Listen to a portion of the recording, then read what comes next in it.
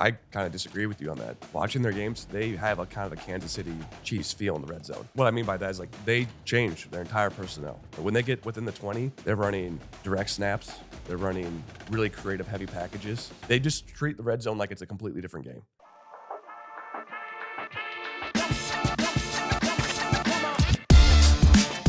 Welcome back to the ANF Podcast. We cover Iowa sports. Today we're going to do a recap of the Iowa versus Nebraska game. It's going to be very brief. We're going to move into the Iowa versus Missouri game after that, do a breakdown of the scheme and personnel and how it's going to interact with Iowa. Discuss some portal player additions on our Patreon, some potential commitments in the upcoming day, and then also some portal needs as we move into this offseason perspective. Yeah, but what a great way to end the season, beating Nebraska. And, when you're not having a great year and you play those rivalry games, you don't really have that juice coming in that you need to, hate the other team essentially or, really, really want to win that game. But when they went up 10-0 and punched that goal line run in and, you saw Rivalry doing all the Mahomes crap early and, that was just – you always kind of wonder, it got under other fans' skin, throughout the year. But when he's doing it to your team and, being annoying, you're like, shut up, dude. Stop doing that. Yeah. And then they punch it in 10-0 and they celebrate, essentially they've won the game. They're John. Well, where our offense was at the point then, we didn't think we were going to score more than 10 points in that game. It looked like we were going to get blown out. Mm-hmm. And for it just to turn the way it did, obviously Caleb Johnson to have that curtain call type play where it just, like Kirk said, it's one of the best plays in Iowa football history. It has. I think it's easily the best. Yeah. When it comes to not just getting behind a guy and going for 70 in a big moment.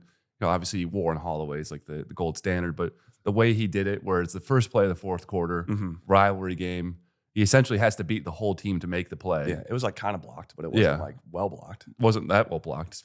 Well blocked for a 15-yard play, but not certainly a touchdown. It's just an incredible way to end the career. And then obviously he's opting out of the bowl game. I'm completely fine with a running back doing that. I think that makes complete sense. He's done everything for this team. It's a 25-carry game. I think it's a very different story than the Jamari Harris one. Definitely. I think we even go into the ending of that game. It was just classic Iowa Nebraska. In those last 2 minutes where you have these programs colliding and swinging games for how you feel about the season. If we went 9-3 last year, went into that Big Ten title game losing to Nebraska the way we did, after throwing the pick to Ragaini the way we did, last year looks different when we lose to Nebraska. This year's the same way. You end 7-5, you kind of get dominated throughout the entire course of the game, and if you lose that game, you kind of question your program a lot more. But it almost solidifies how Kirk builds his team. We almost had zero passing game, where Stratton looked like the third, fourth string on this team, and you still find a way to make a play late. And then as the kicker's taking the field for a 55-yarder, there's confidence beaming from the team. You have this sideline that almost expects him to hit it, and it just exemplified what has separated Iowa and Nebraska the last 10 years. And if we continue to have that type of culture and culture wins like that, that's kind of the core piece of this program. I think the Kirk sickness grew. So what we talk about with how he can win games playing disgusting football, it's essentially how Iowa's been able to remain competitive over the last 10 years. Obviously hiding out in the Big Ten West certainly helped, but when you view Iowa in this new Big Ten where you're going to play 6 to 7 really good teams, likely going to be outmatched personnel-wise in at least 4 games a year, maybe 3. You might have some years where you peak higher than that. You might have some years where you're lower than that. But when you take essentially the offensive side of the ball out of the game, you can just put all your best players on defense. You can develop potentially the best special teams in the country. And we saw, Dakin really take a step in that Nebraska game where he could start impacting the game. And you now project out where he's going to be in the next 2 or 3 years as a guy who can really, add potentially half a touchdown to your score every time. Not only that, really stymie offenses by continuously backing him up. And then Stevens moving into next year as potentially the best kicker in the country. This Kirk sickness of if we are elite in 2/3 of the game and we can now survive on offense, where now what we're kind of shifting to is what we really wanted to see from an Iowa offense, potentially with bringing in Pribula and other guys like him, where you almost are like the Baltimore Ravens, where you recruit, or for the Ravens' perspective, you go Lamar Jackson, but then your backup's Tyler Huntley and your third string is Trace McSorley. Yeah. All guys that play the exact same way. You can build this option, quick thinking scheme out and really possess the ball and be the more physical team. That, you marry those 3 aspects together where you're not just trying to be what Brian Ferentz was, where it was all pro style. We're going to really, try and be a complete balanced team. But it just doesn't look right because you're asking these lower tier QBs and receivers to throw the ball outside the numbers against high level talent. Yeah. If you can now speed up this operation, play essentially what the academies do, what you've seen from Minnesota at certain points where you run the ball 45, 50 times a game, and then trust that your defense and special teams will make up the difference. That might be our, offering to the Big Ten in the future. You become a really good home team. You've been a good home team for a while, but it's taking shape where I really trust Kirk more than I would an offensive-minded head coach stepping in, trying to recruit to the level that you're going to see at Ohio State, Oregon, Penn State. Yeah. Trying to play a back-and-forth game, almost entering this turtle mentality across the board might be how Iowa, continues to evolve and be a competitive team. Yeah, but I think you need to step up the turtle aspect. Like, Yeah. you can have that ability to do that against the high-level teams. But when you play, let's say, 10 of your opponents next year, you have to be able to score. And if you really want to win 11 games possibly against the schedule you're playing, the receiving core has to step up. And, I think turtling... I think it only has to be one guy, though. I legitimately think you could survive in this system if you just had one dynamic receiver. Someone that just makes them play off coverage slightly. They have to shade a safety, which we didn't have this year. Which we didn't have. We thought we had in Caleb Brown, and it never. I don't think it needs to be built out to the point where Wisconsin was trying to, where they're trying to bring in 5 receivers. I think that's. I agree what you're saying. The identity of this team needs to be what it is. It's like the Baltimore Ravens and the AFC North essentially for a long time was just run game, special teams, defense, all be elite, and a running quarterback now, which is what that transition happened for Baltimore for the last 5 years. But you still have I don't think that is enough to win more than 8 games, 7 games. I think you could win 10 in some balanced seasons. But even with, you go the opposite direction. You bring in some offensive-minded guy. You could bottom out so fast. And if you're making that point, I'm fine with it. If you're saying this identity, I agree that this identity is the core. But where we currently sit in our receiving room and our quarterback room, if we don't get Pribula, is not enough. Yeah. And I think that's I completely agree with what you're saying.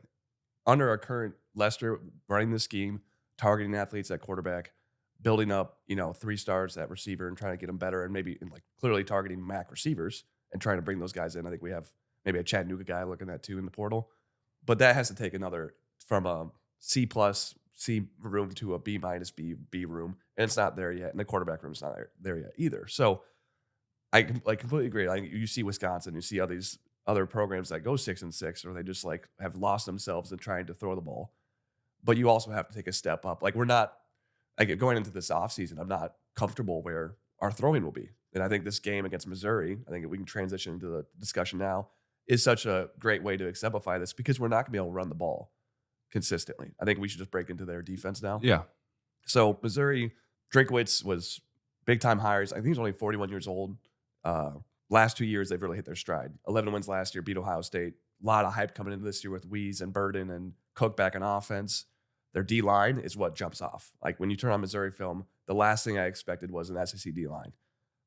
Johnny Walker Jr., their D-end, really big, talented guy. Looks like Melvin Ingram. I think that's the one guy I would... Surefire NFL player. Yeah.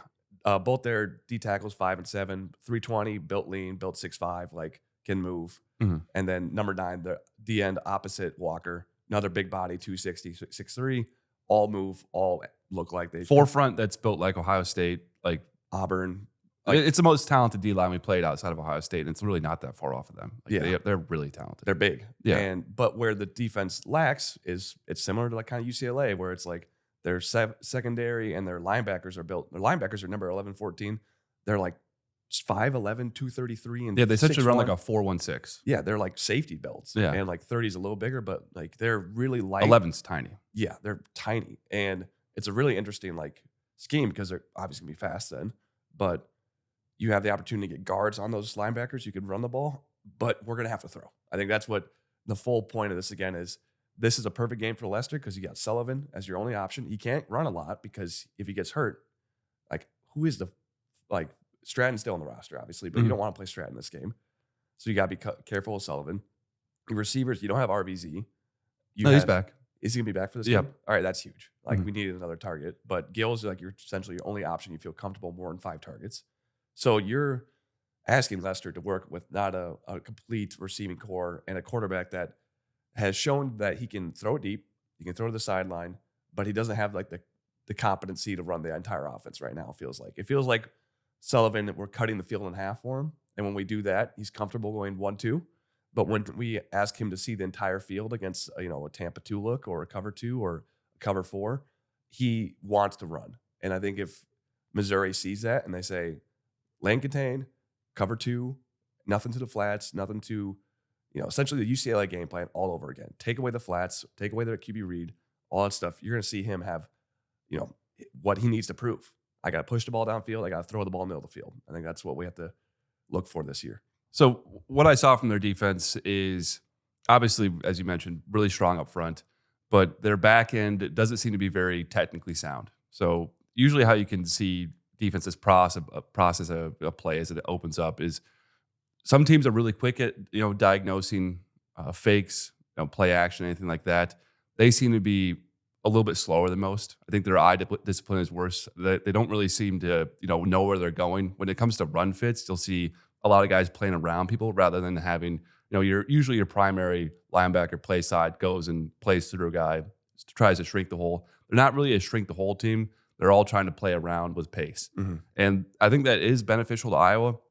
What I think the key part of the game is going to be is how aggressive does Missouri want to line up and attack us. And what we saw from Nebraska was it was essentially a 9-man box with that safety at like 8 to 7 yards. Mm-hmm. And everyone just flowed incredibly fast at Caleb Johnson. Now, he's not even in the game, so they're not going to be as aggressive towards taking away our best player there. But where I could see Iowa having success is in that early boot game. I've seen, probably 4 or 5 different occasions where they just did not diagnose the boot. I think under center boot action to them is a very novice thing for them. They don't see a lot of it. I think early on in the game, especially this first 1 or 2 drives, you will probably see some actually very successful boot action. I think Lester will go there for his canned plays early. And then you talk about the smaller linebackers. Playing under center is likely how we're going to have to attack them. Mm-hmm. So you're not going to want to play – if you isolate these DNs on Sullivan, this is like the first group of DNs that can run with him since he's been playing. So – yeah.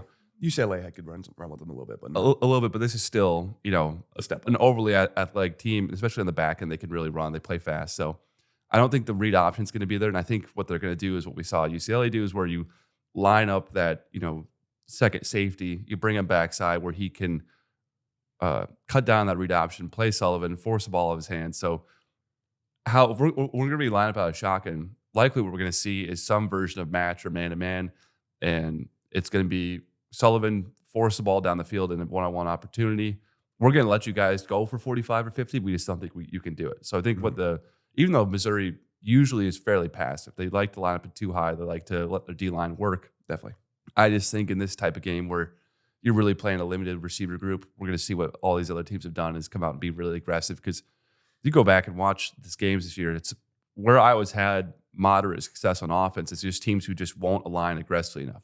Maryland didn't align. Minnesota didn't align. Wisconsin, started rolling late, but still was very passive sets where they couldn't get out of their own scheme to protect themselves. Yeah. And then these other teams that were just like, fuck it, we're just going. Yeah. Michigan State, Nebraska, UCLA. Said, we're shutting everything down 7 and under. Obviously, the scheme is being called for 7 and under. Mm-hmm. Let's figure it out. So what that's going to lead Sullivan into is how well can he play QB? Mm-hmm. I think what we saw from UCLA and where his limitations began is, as you said, processing the defense. If your first read isn't there, you don't get happy feet. You don't try and break the pocket. Yeah. This team in particular with their defensive end talent, if you try and break the pocket every time you don't see something you like, you're going to get strip sacked. You're going to get hit. Mm-hmm. Even when he was, trying to differentiate his game by moving a lot, try and go for one of these 2 yards, making sure you protect yourselves and don't take hits every time you get outside the pocket, get out of bounds, slide. If you're going to be viewed as a QB1 next year, you're not the tough guy QB anymore. I think even when we watched his Northwestern tape, when he first came over to Iowa, I was like, man, this guy's tough as hell. He can really move. He's a strong guy, but he's playing the wrong way if you want to play 12 games at QB. Yeah. Like he would try and run over linebackers. And he occasionally would do it. He has the ability to. It's just not sustainable. Mm-hmm. So hopefully within this last 3 weeks of, bowl prep and Lester getting in his ear, they can kind of coach into this QB1 mentality where it's like you're really trying to preserve yourself. Fourth quarter, short yards late in games. Yeah. That's where we'll use you in maybe some power sets. Yeah. That's where we'll be fine with you scrambling, taking some chances with the ball, all that kind of stuff. Yeah. But if we're in a do no harm, bend don't break on defense, we're playing strong special teams.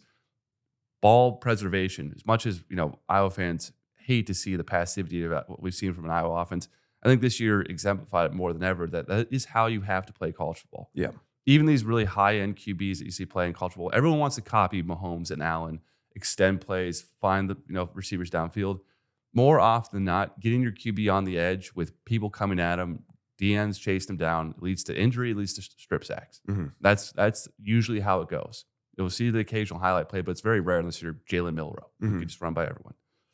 So playing like a QB1. Yeah. And I think it's all coachable, which is great. Yeah. Like He has all the talent. he's got all the talent. Clearly has a big enough arm to throw it deep. He can throw with a 15-yard out route. It's all about just trusting your eyes. When you see something like you see him balk at a 15-yard out route against Northwestern, you're like, he had it. He just didn't see it. Like he didn't, get the distance between the cornerback and the receiver and didn't trust it. And two things is just like protect yourself at all times. Like if it's not 3rd and 1, get down, slide, get out of bounds. That's like the number one thing you can teach into him. Don't burn your body maybe till the 4th. And then know where your check down is. Because essentially he's against UCLA, his check down was his legs. Mm-hmm. You'd see him find his first 1-2 combo. He tried to cut the field in half in some way where it's like, here's my read. And as that game progressed, he really wasn't even looking for that.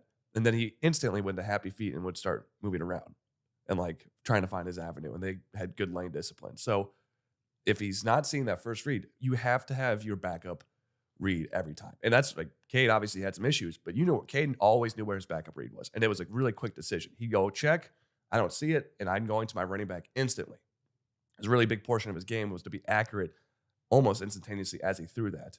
And, he wasn't as accurate this year in that play, but if Sullivan He still did a fairly good job. You go back and watch like early K games now with the context we have, what it looked like after he was gone. Yeah. Granted, couldn't move, didn't protect the ball. Smart. But when it came to progression and where the ball needed to be, did a fairly good job of that. Yeah, so that's what Sullivan needs to find. He needs to find that check down. And when he's going into a play, like you have to have that, he's my B option. He's my B option. It has to be there every single time. You can't have it be your legs.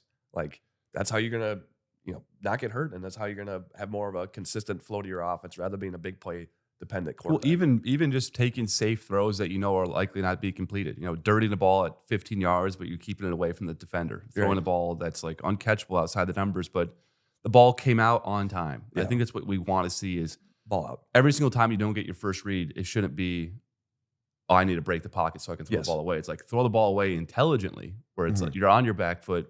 This is a 3-step drop. You're playing a good D-line. Yeah. It's not going to be a makeup every single time. Yeah. I think it's time to move on to I think the running back room is, we mentioned, this is kind of your launching point in next year's offense. You don't have Caleb Johnson anymore. I'm going back to Bolton is still like, that's who we should be watching closely in this game. We really like the freshman running backs coming in, Dahl and Williams. If you haven't watched our recruiting podcast on Dahl, you did a big breakdown of him. We really like him, like true 4.4 speed. He might be faster than 4.4. Yeah. And Williams, if you haven't watched him, kind of like LaShawn Daniels, really lateral ability. I think if you watch his high school film, the first play on it looks like Saquon Barkley. Can really jump side to side. Already was like 220 as a true freshman. Obviously, if they're not in the recruiting portal focused on guys and not, trying to bring in a fifth-year senior to play running back for us next year, they trust in those two because obviously Mullen's going to have a big step up. Patterson was better this year. I don't know if he's a true lead back in this system, but I think looking at that, he's close though. He's not a lead back, but he's a really good spell. Yeah, he is. But I don't know if I want to give him the ball 25 times. It's like where I said. But I think that's the key is like how is Moulton going to take that rhythm to his game, because he comes in, he runs super hard, but I think the one thing you would like to see him do is slow down a little bit. Like he sometimes can run himself into the back of his lineman too often, but when he does hit it correctly, his acceleration is just as good as Caleb Johnson in his first 5 steps. Like he's got that ability. He's clearly bulked up a lot. He's probably another 5 pounds this offseason, and he can house too, like we saw against Maryland. So he can turn into all Big Ten caliber back. I think he's the number one guy in that room right now where you're like, let's see how he develops with another year in the weight room. But what a great opportunity for this game to see what he can do. Yeah, and you're really sitting pretty at running back for next year. You're going to be able to go 4 deep. Obviously, Dahl is going to add dimension and speed. I think he's going to be eventually your 3rd down back. A lot of stuff out of the backfield for him. So I feel really good about where running back's at next year. I think we can move in now to their offense breakdown. They came in, as you mentioned, with a lot of hype around their offense. You know, obviously bringing Cook back, had a lot of really good receivers, had now a tight end that's opting out that's not going to play in this game. O-line is gigantic. Mhm. You know, this is, again, one of the larger O-lines. It's just your typical SEC team where the line play is just a head above. We've played a lot of these 8-win SEC teams. Missouri was very close to being a 9-win team. If they could pull out a gigantic They are win. a 9-win team. 10-win team. Yeah.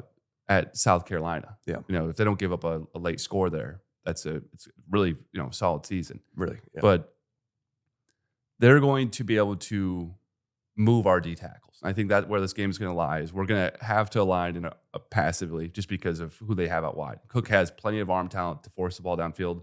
When he's able to set his feet and really huck it, he has the arm talent, has the accuracy, has guys on the end of routes that are good enough. Weiss and Marquise Johnson. Johnson that didn't get to play a lot this year, but when he had opportunities, he could still get over the top on you. Mm-hmm. Running back, they're not the most talented group we've played all year. I think it's probably about above average Big Ten room. I think it's one of those SEC rooms where it looks bad in the SEC because you're playing against the SEC, just like Tennessee last year in the bowl game. Like when we were prepping, I'm like, Samson looks good, but I don't think he's like 4 yards carry. And then he plays us like, who is this guy? Yeah. Like I think Noel, their Scatty are back. I think it's Noel and Carroll. Carroll's like more of the thumper. Noel's good. And their scheme is really side to side. They want to build their 5 offensive linemen, super athletic, 6'5", and like low 300s. And it's a side-to-side scheme with, Noel, it's really talented, especially how the pistol looks too. I'm sorry, I interrupted your point. No, it's good. But I think it's one of those schemes that it could give Iowa a lot of problem just because of how athletic their offensive line is. And I think they're going to win up front pretty consistently. Like they have a team obviously they have their right tackle sitting out, opting out. They're 87, their tight end, as you mentioned, is opting out. And Luther Burden is opting out. And Burden had 1,200 yards last year. Came in with like Heisman hype going into this year and only had 600 yards, but still looked immensely talented at that point. So they're not full speed on offense, but as you mentioned, they're probably 3 through 6 receivers are still low 4-star guys, still like kind of Nebraska level talent. So I think it's going to be similar to that Nebraska offense. I think that's how I expect them to produce. We're going to need to get red zone stops. We're not going to be getting 3 and outs. We're not going to be getting off the field easily because truly you got a good scheme here. They love to run the ball. They're not obsessed with throwing, so they're going to be on, pace a lot. I think they run the ball pretty well. I think they could pop out 5-6 yards on their first few drives of carry. And it's really going to come down to how we play in the red zone. And we can't just expect to hold these guys to 17 points. Yeah, luckily that's where Iowa's been really strong this year is in the red zone. Obviously, the whole scheme, how we build all these guys out, is to play in those 20 yards of space. I think the same thing you think, where we're going to be pressed outside wide enough where we're really worried about these guys going for 60 and 70 on us. Especially Weiss, yeah. Especially Weiss. And then Cook has all the arm talent you need. He also can move, so that adds into the development of the read option game, QB power, all that kind of stuff. So I think you'll see probably a lot of third shorts where you'll spread us out, run some QB power for 4 or 5 yards, 2 or 3 yards, and that's going to lead to them being overly successful in that 20 to 20 yard space. But what it comes down to, almost essentially every game this year, has been how well do you play in the red zone. When you are primarily a pistol and shotgun team, your red zone is going to suffer against a team like Iowa because now we don't have to play in space. We're a very good tackling team, and we're ultra disciplined. Really well taught. You're not going to trick us with a lot of stuff. Mm-hmm. I think that's going to be a giant advantage. I actually do think we'll have a fair amount of success. And why I don't think we're going to put up huge numbers. I mean, they're not going to put up huge numbers. Obviously, they have Weiss for the jump ball, which is going to be a problem. I think I kind of disagree with you on that. Watching their games, they have a kind of a Kansas City Chiefs feel in the red zone. Like, and what I mean by that is like they change their entire personnel. When they get within the 20, they're running direct snaps. They're running really creative, heavy packages, and they just treat the red zone like it's a completely different game. And I think that if any, like that's how you kind of judge an offensive coordinator in my mind is like how they approach the red zone. These guys say it's like, we're not playing straight up. We're going to play a gimmicky 10-yard and in, as you should. There's no reason to play football like you played football the first 80 yards of your drive. Your red zone should look completely different. And you'll see them just do like wild stuff. Like against, I think South Carolina, direct snap out of a full set backfield. They just go straight Wildcat sometimes. They had a really pretty play against South Carolina where, I think it was Oklahoma, where they had a running back motion out to the flats, the right side, with a mid-stack of 3 receivers. it looked like it was going to be a swing pass to the running back, but then the receiver in the stack jumped back and caught it and then turned into a bubble screen under it. Like he's really built out a red zone offense that is focused on being differentiated. And that's where you kind of get concerned is like, you see the opportunity to move the ball in the middle of the field with the patience of their run game, but like red zone, they're not effing around with like, we're going to be different. And I think that's a really exciting thing for us to play against because you got to be like playing a really good defensive style ball to hold them to less than 24. Yeah, those two styles of play make sense together. If you're going to be a ball possession team between the 20s and really lean on your run game, that means you're not afraid to get within the red zone. Yeah. A lot of these spread teams, they'll get to like the 25 and 30, and the last thing they want to do is get inside the 10 to 15 because then their scheme falls apart. So you'll see shot plays, and that's where we can really back up and take our time. So if they're going to be able to come out and be gimmicky around the 20, I trust this Iowa defense. It's such an old defense from the back end. You're going to have bodies in the right place most likely. Might be able to catch us one or two times, but still, I don't think they're capping 20 points in this game just because of the pace of it. If they're going to be dedicated to the run and we're going to allow them, to have their time between the 20s, I could see them being a very, strong ball possession where we have some gaudy possession numbers where it's like 40-20. But I still believe in the red zone defense. Yeah. And even if they get gimmicky, that's what we're still trying to do. Yeah. Our safeties are built to play in the 10-yard line. Our corners are built to play at the 10-yard line. And that's how we're structured to play. So even if they get gimmicky, we still can get out the field and hold the field goals. But I don't know, it's you look at the entire season, we don't have a marquee win, they don't have a marquee win. Like neither team can really circle one game like, oh man, that was it. If they beat South Carolina on the road in a night game, that's probably their marquee win. If we beat, Iowa State when we should have, we beat, UCLA and Michigan State, maybe both those wins, we have a different feeling about this team. Both teams really need that capper to like set this team apart. I think back to 2018 and 19, if we lose bowl games in both those situations, we look back at those teams differently. But you beat Mississippi State in a crazy game, and you beat USC when now you like that USC team had Amon-Ra, Michael Pittman, and Drake London. Yeah. So you're like, that was a good team. Like if you win this game and offense looks good and Sullivan looks like he's kind of like building into a QB1, your perspective going into next year and Walt looks good completely changes. You go from looking at a really tough schedule, saying like, we can probably sneak out maybe 9-10. But if you struggle in this game, it looks like the receiving core is holding you back and the quarterback room is holding you back against a pretty talented team, which could happen. You're maybe looking at 8-7 wins. And so it really is a linchpin game for how we view this season in terms of like its success and how we view the program going forward. So I think it's a great opportunity to excited for it. I'm really excited to see what Sullivan can do, especially with that amount of lead time as a QB1. Looking to next season too, it's going to be really interesting. Yeah, and Lester we trust too. Yeah, like smart guy.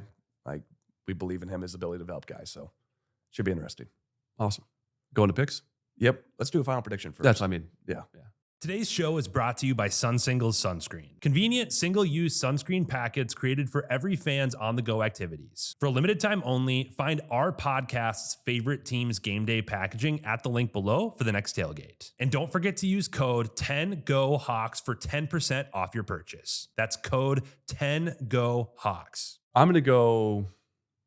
I still think we don't win this game just because of the D-line play for them. Yeah. We haven't had success against teams that can line up and really stop the interior. We've pointed that out ad nauseum. It's just D-tackle play. If you can roll out two guys, you can really hold up those double teams. Our read option off that's going to be really slow then too, because then they're not going to be worried about front side run. Mm-hmm. You're going to see a ton of action coming off edge towards Sullivan, forcing that ball out.